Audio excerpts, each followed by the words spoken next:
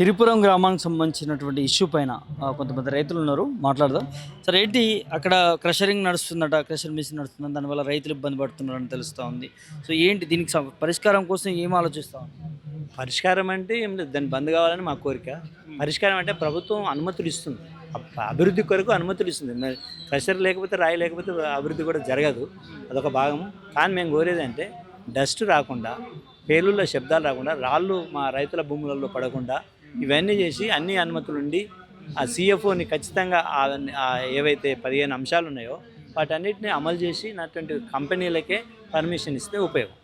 అప్పుడు ఏ ఇబ్బంది రైతులకు ఉండదు, ప్రజలకు ఉండదు, ఎవరికి ఉండదు. ఇప్పుడు క్రషర్ నడుస్తుంది, అది ఇప్పుడు ఇవన్నీ తీసుకుపోతారు, కంకర తీసుకుపోయేటువంటి టిప్పర్లు ఉన్నాయి, అవి పోతుంటే రోడ్డు పంటి దుమ్ము లేచి ప్రజల ఇళ్ళల్లోకి దుమ్ము వస్తుంది. అక్కడ ఈ క్రషర్ లోపల దుమ్ము నడవడం వల్ల, మామూలు రోడ్లు వేసి నడపడం వల్ల దుమ్ము అంతా రైతుల భూముల మీదకి, పంట పొలాల మీదకి వస్తుంది. అది అందుకనే అవి రాకుండా ఏర్పాటు చేయమని నేను కోరుతున్నాను. ఏమంటారు, ఇప్పటివరకు అధికారుల నుంచి ఎట్లాంటి స్పష్టత వచ్చింది? అధికారులు అంటే మైనింగ్ వాళ్ళు రెస్పాండ్ కావట్లేదు. మేము 2-3 సార్లు వెళ్ళినా కూడా మైనింగ్ డిపార్ట్మెంట్ వారి నుంచి కరెక్ట్ సమాధానం ఎప్పుడూ రాలేదు.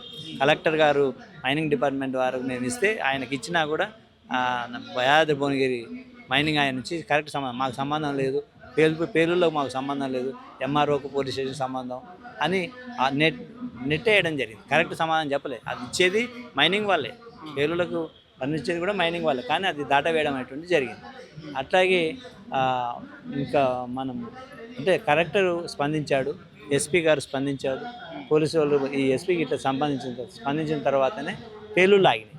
అలాగే ఈ పొల్యూషన్ బోర్డు వాళ్ళు కరెక్ట్గా స్పందించి వాళ్ళకు ఈ 15 అంశాలు సిఎఫ్ఓలో ఉన్న అంశాలు ఏవో అవన్నీ ఏవీ లేవు. ఆయన 15 అంశాల్లో ఒక్క అంశం కూడా ఆయన ఏర్పాటు చేయాలి. క్రషర్ చుట్టూ 20 మీటర్ల గోడ పెట్టాలి, రాతి గోడ పెట్టాలి, అవి లేవు.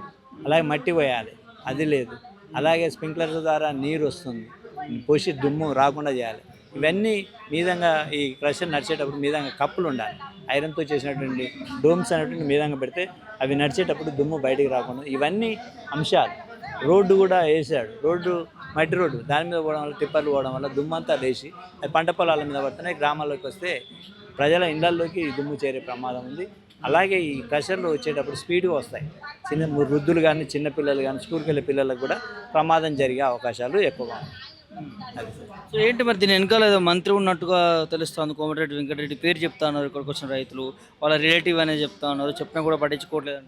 అంటే కోమటిరెడ్డి వెంకటరెడ్డికి బంధువులు, దగ్గర బంధువులు, కానీ ఆయన స్పందిస్తాడా ఇప్పటివరకు అయితే ఆయన ఇందులో ఎంటర్ కాలేదు, కానీ రేపు అవుతాడా అనేటువంటిది భయం. ఇలాంటి నాయకులు వెళ్ళే ప్రయత్నం ఏమైనా చేశారా? కలిసే ప్రయత్నాలు ఎమ్మెల్యేలు కానీ, వేముల వీరేశన్ కానీ, లేకపోతే అనిల్ కుమార్, మేము ఎవరిని కలవలేదు సార్, వాళ్ళ దగ్గరికి ఏం పోలేదు. వాళ్ళు కూడా వచ్చినట్టు ఓపెనింగ్ నాడు మేము ధర్నా పెట్టాము, ఆ ధర్నా మా ముందరికెళ్ళే పోయింది.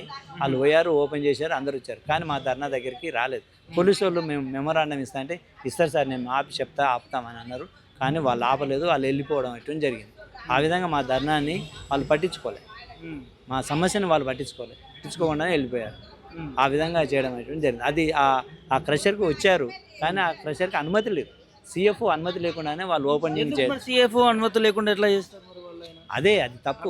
పోలీసులైనా, ఈ ఎండోర్స్మెంట్ డిపార్ట్మెంట్లో అయినా కూడా దానికి చర్యలు తీసుకోవాలి, కానీ వాళ్ళు తీసుకోలేదు. సిఎఫ్ఓ వచ్చింది, మేము సిఐని ఎస్ఐని కలిసి చెప్పాము, వాళ్ళకి పర్మిషన్ ఉందో తెలుసుకోండి సార్ అంటే, నేను తెలుసుకుంటాను సార్ అన్నారు, కానీ మాకు ఉన్న విషయం లేని విషయం ఏది కూడా చెప్పలేదు. సిఐ గారు కూడా మాజీ సిఐ, ఇప్పుడు కాదు, ట్రాన్స్ఫర్ అయ్యాడు. ఆయన ఎంతసేపు మేము ప్రజలను రెచ్చగొడుతున్నాము, ఒక టీచర్ అయ్యండి ప్రజలను రెచ్చగొడుతున్నాం, బాగుండదు ఇది అనేటువంటిది చెప్పడం జరిగింది. మేము రెచ్చగొట్టిన మా సమస్యలు, మా బాధలు, రాళ్ళు వచ్చి మా పొలాలలో పడుతున్నాయి, రేపు మా పంటల దిగుబడి తగ్గిపోతుంది, దీని గురించి మేము మాట్లాడుతాం సార్, రెచ్చగొట్టడం మా అందరి సమస్య అని చెప్పడం జరిగింది. ఇట్లా ఆ విధంగా చేయండి. రాజగోపాల్ రెడ్డి కోమటిరెడ్డి బంధువులే, కానీ ఇప్పటి వరకు అయితే ఎంటర్ కాలేదు. ఓపెనింగ్ ప్రయత్నం చేయలేరు మినిస్టర్ని కలిస్తే ఏమన్నా న్యాయం గిట్లా జరుగుతుంది మీకు? దీనికి సంబంధించి న్యాయం అంటే ఇప్పుడు న్యాయం జరిగింది, ఇప్పుడు కొంత తీసేయాలి కదా. అది తీసేయమంటే ఏమో, కానీ ఆయనకు అనుమతి ఇవ్వకుంటే, ఆయన పాల్గొని సిఎఫ్ఓ పర్మిషన్ ఇవ్వకుంటే చాలు, నేను కోరుకునేది అంతే. సిఎఫ్ఓ పర్మిషన్ అంటే అవన్నీ ఉంటేనే ఇవ్వాలి, ఆయనకు పర్మిషన్.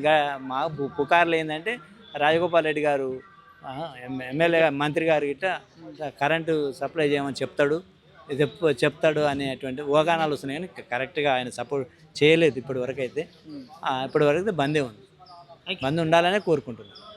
ఇదే సిరిపురం గ్రామానికి సంబంధించినటువంటి రైతులు మనతో ఉన్నారు కొంతమంది కూడా మాట్లాడదాం. అసలు ఏంటి సమస్యకు సంబంధించి కూడా ఏంటి ఏదో పరిశ్రమ వచ్చింది అంటున్నారు మీ ప్రాంతంలోకి ఇబ్బంది పడుతున్నారట, ఏం జరుగుతుంది? క్రషర్ మిషన్ వచ్చింది సార్. అక్కడ 300 ఎకరాలు ఉంటుంది. అయితే మొత్తం దుమ్ము ధూళి డస్ట్ వస్తుంది. రాళ్ళు వచ్చి పడుతున్నాయి. కూలోళ్ళు కూడా వచ్చే పరిస్థితి లేదు. దాన్ని ఆపాలని కోరుచున్నాను. ఆపాలంటే ఏమంటున్నారు? అక్కడికి వెళ్ళి మీ ఇష్టం వచ్చినట్టు చేసుకోపోయి అని అంటారు. ఎవరంటున్నారు? వాళ్ళే సంజయ్ రెడ్డి గారు. మీ ఇష్టం వచ్చిన ఏం చేసుకోపోయి అని మనం బెదిరిస్తున్నాం. మమ్మల్ని మీరు ఏమనుకుంటున్నారు మరి, ఎందుకు వద్దంటున్నారు? అక్కడ తీసేయాలని చెప్తున్నాం. కూలోళ్ళు వస్తలేరు, పంటలు పండించే పరిస్థితులు లేవు సార్. మేము తీసేయాలి, ఆపాలని. రాళ్ళు పడుతున్నాయి, కూలోళ్ళు కూడా వస్తలేరు, మీద పడుతుందని దుమ్ము ధూళి వస్తుంది. అట్లా మరి వాళ్ళ పర్మిషన్స్ వచ్చినాయా?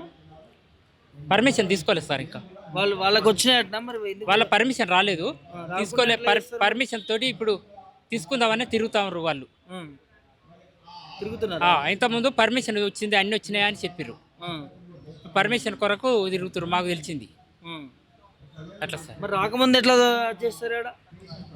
రాకముందుకి ఇప్పుడు తెలిసింది అన్ని వచ్చినాయి మాకు, మీరు ఏం చేసుకోపోరని మమ్మల్ని బెదిరిస్తారు. మీ ఎమ్మెల్యేలు ఏమంటారు మరి? ఎమ్మెల్యేలు ఇక ఏమంటారు, వాళ్ళ చుట్ట కోమటిరెడ్డి వెంకరెడ్డి వాళ్ళ బంధువు. అయితే వాళ్ళ అండ చూసుకొని చేస్తారు సార్. అంతేనా? వాళ్ళ బంధువు అంటే దగ్గర పర్సనా? దగ్గర వాళ్ళ చిన్నమ్మ, వాళ్ళ చిన్నమ్మ చుట్టం. అయితే మంత్రి అండ చూసుకొని ఇదంతా చేస్తున్నారా? అవును సార్. మిమ్మల్ని ఇబ్బంది పెడుతున్నారు. అడిగితే ఎక్కడంటే అక్కడ చెప్పుకోమంటారు. మీ ఇష్టం వచ్చినట్టు చేసుకోపోయి, మీ ఇష్టం వచ్చిన కాడికి పోయి అని అంటున్నాడు. ఎట్లా మరి అట్లయితే రైతుల పరిస్థితి? అదే మీరే ఇక ఎట్లనే చేయాలి సార్. అది సార్. ఎంతమంది రైతులు ఉంటారు ఇట్లా? మొత్తం 100 మంది దాకా ఉంటారు సార్ రైతులు. 100 మంది పైన ఉంటారు. ఆ ఊరికి కూడా గ్రామంలో ఇబ్బంది జరుగుతుంది. అక్కడ పోతే మొత్తం దుమ్ము ధూళి మీదకి వస్తుంది, ఇళ్ళ మీదకి. అక్కడి నుంచి తీసేసి ఆడ మిషన్ మా ప్రకృతిని అంతా ఆగం చేస్తారు. అక్కడ ఉండొద్దు మిషన్, అంతే మేము కోరుకునేది అదే సార్.